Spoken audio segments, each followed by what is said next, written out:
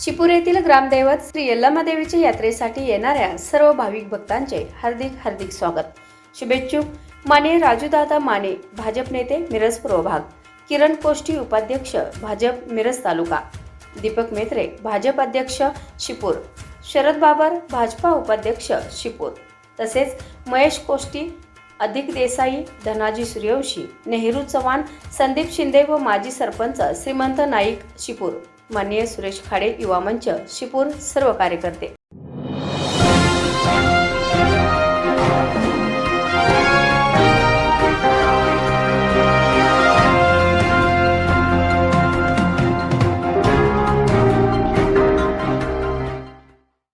आमच्या सर्व ग्राहकांना नूतन वर्षाच्या हार्दिक शुभेच्छा।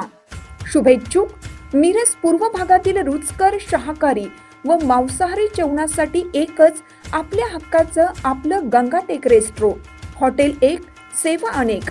आमच्या हॉटेलच्या उपलब्ध सेवा, स्वतंत्र permit room and beer bar, सर्व कार्यक्रमांसाठी 300 व्यक्तींपर्यंत कॅपॅसिटीचे प्रशस्त हॉल, शुद्ध शाकाहारी व मांसाहारी स्वादिष्ट जेवण, कोणत्याही वाहनासाठी प्रशस्त पार्किंग व्यवस्था, ॲडव्हान्स पार्टीवर खास सवलत, फॅमिलीसाठी स्वतंत्र बैठक व्यवस्था, लहान मुलांसाठी प्ले पार्क।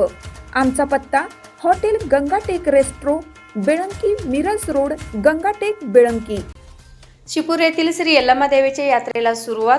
आज गुरुवार यात्रेचा मुख्य दिवस। पाहूया आमचे एसटीएन मराठी प्रतिनिधी श्री बाळासाहेब गुरव यांनी दिलेली विशेष माहिती। चिपूर तालुका मिरज येथील ग्रामदैवत श्री यल्लमादेवीच्या यात्रेला सुरुवात झाली आहे।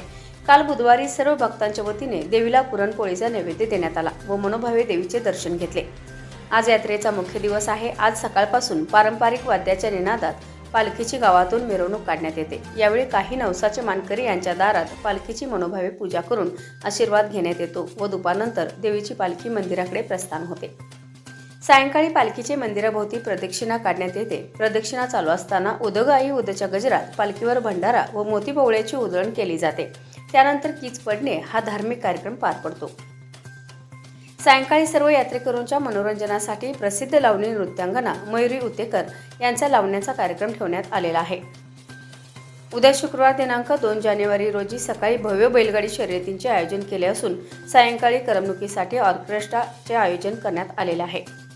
यात्रेमधील सर्व कार्यक्रमाचे नियोजन यात्रा कमिटीच्या वतीने करण्यात आलेले आहे। याबरोबरच हे बातमीपत्र संपले। पुन्हा भेटूयात पुढील बातमीपत्रात। तोपर्यंत नमस्कार।